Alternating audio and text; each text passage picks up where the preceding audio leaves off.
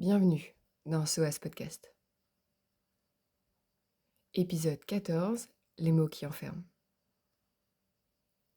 Bienvenue dans ce nouvel épisode du SOAS Podcast. Si tu as écouté les épisodes précédents, tu sais que ce podcast est une exploration de nos choix, de nos intuitions, de nos talents et plus récemment de nos environnements.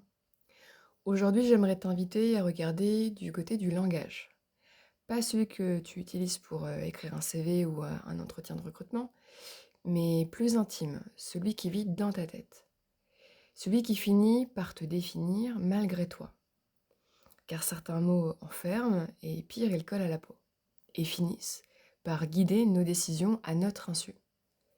Mais bonne nouvelle, ce langage-là, on peut le rééduquer. Et dans cet épisode, on va voir ensemble comment reprendre la main. Dans ton parcours, tu as sûrement entendu des phrases comme « tu es trop émotive »,« tu n'es pas assez rigoureuse ou rigoureux », que tu changes souvent d'avis ou que ce poste n'est pas fait pour toi, ou encore que tu as du potentiel mais qu'il faut encore te structurer. Des phrases glissées entre deux remarques, des mots parfois même prononcés avec bienveillance, mais qui, répétés ou entendus à un moment fragile, finissent par s'imprimer. Et à force de les entendre, tu les répètes à l'intérieur. Tu les intègres à ta narration et cette narration devient ton cadre, tes limites. On se définit par ces mots et on fait des choix en fonction de ces étiquettes sans se demander si elles sont justes ou même si elles nous appartiennent vraiment. Ce qu'on appelle parfois retour d'expérience ou feedback n'est pas neutre. Il vient d'un regard extérieur, d'un système, d'un référentiel. Mais toi, où est ta place dans tout ça ? Qu'as-tu choisi consciemment ? Et surtout, qu'as-tu intégré malgré toi ? C'est ce que je veux te partager ici. C'est que les mots sont vivants. Ils évoluent, ils s'entendent, ou au contraire, ils nous réduisent. Certains mots figent. Instable, rêveur, rêveuse, trop émotionnel. D'autres décrivent une dynamique, en transition, intuitif, intuitive, profond, exploratrice, explorateur. Et tu as le droit de choisir le lexique qui te convient. C'est là qu'un outil simple mais puissant entre en jeu.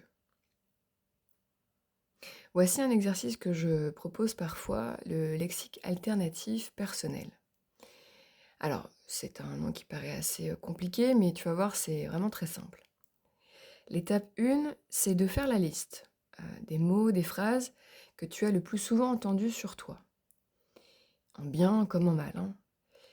Des phrases de collègues, de profs, de managers, de proches, etc. Ça peut être par exemple que tu manques de leadership, que tu es trop intense, que tu veux tout comprendre, que tu réfléchis trop, par exemple. L'idée, c'est de les récolter au maximum, d'en faire une liste la plus exhaustive possible. L'étape 2, c'est de les observer et de savoir si ces mots résonnent toujours, encore aujourd'hui pour toi. Et surtout, est-ce que ces phrases-là, ces mots-là te servent ? Étape 3, c'est de les transformer. Donc, garde l'intention, mais choisis d'autres mots. Plus justes, plus évolutifs. Je vais te partager quelques exemples. Trop intense pourrait devenir investi, passionné. Manque de leadership peut effectivement se transformer en leadership collaboratif ou pas autoritaire. Et pour réfléchir trop, ça peut devenir par prendre le temps d'analyser et de comprendre. L'étape 4, ça va être de garder ces nouveaux mots quelque part. Alors sur ton téléphone, ton journal si tu en as un post-it, puis de les lire à haute voix quand tu doutes. Et oui, on parle bien de les lire à haute voix. Pourquoi ? Parce qu'en réalité, un mot ne devient réel que lorsqu'on le prononce.